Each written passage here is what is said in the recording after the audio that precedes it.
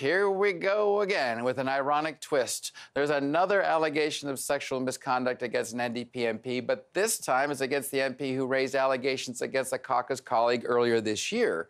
Christine Moore will be suspended from caucus duties pending the outcome of an investigation into her conduct with a veteran under treatment for post-traumatic stress disorder. This comes just days after her former NDP colleague Aaron Weir was ejected from the caucus following an investigation into proper behavior, which Moore instigated in February.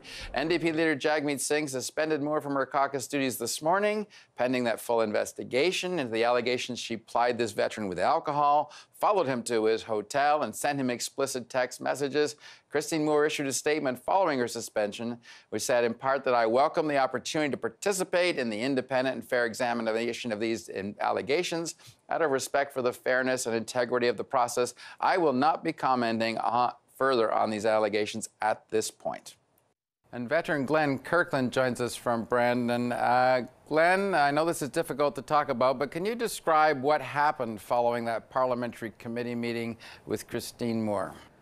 Well, I don't want to get into too much detail, but there was some inappropriate conduct by the Member of Parliament, and I was requested to go back to the member's office and proceeded to serve up a couple cocktails. And the reason I went back there in the first place is that she mentioned that she was a registered nurse and by trade, and that she was going, she could take a look at my medications and stuff and see if there's anything that she could do. But it was clearly designed that she must have had a personal interest in you, and yet it ended up as a sexual relationship. But did you feel pressured into sex? Did you feel pressured into doing something you didn't want to do? Well, I'm definitely not on here claiming rape. That's definitely far from it.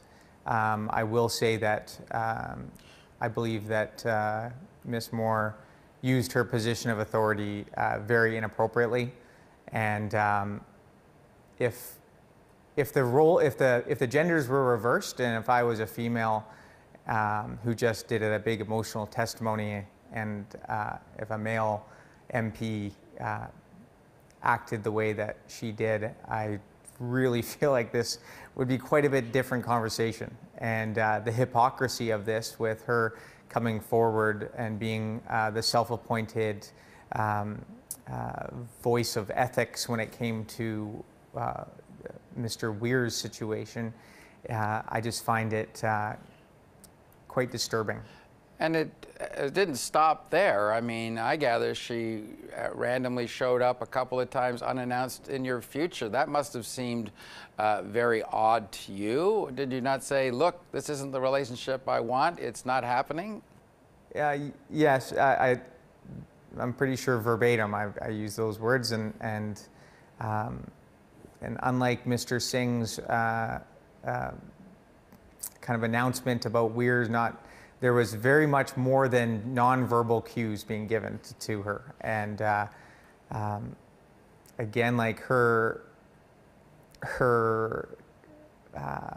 I guess, participation in kind of trying to court me, I guess, I don't know how else to describe it, was very inappropriate, just because of her position as a member of parliament and mine as a serving member in the military. I truly would not have been in that position if she wasn't a member of parliament. And you were also being treated for post-traumatic stress disorder, which was the reason you were in Ottawa to begin with.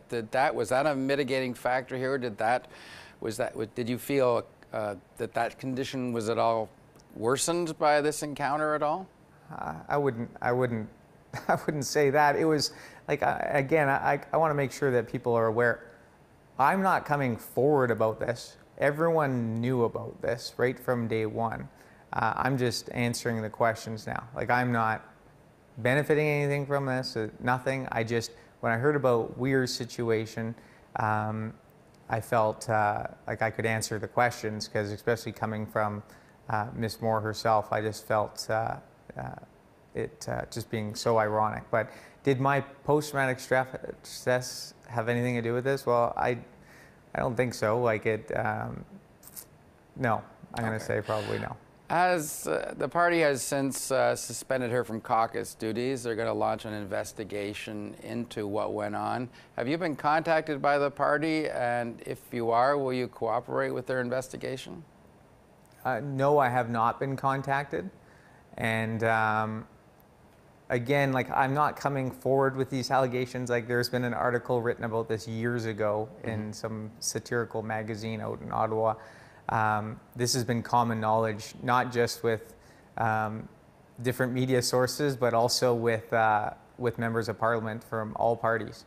So will I participate? It depends, but like everything's out there, and like, I haven't done anything wrong and I have nothing to hide. So I just feel like I don't think this would have been an issue if she didn't take that self-appointed ethical role. So yeah. All right. Glen Kirkland, appreciate you coming forward, talking to us at least. Even though the story's a bit old, it certainly is an interesting time to be bringing this forward. Thanks very much for your joining us today. Thanks for having me.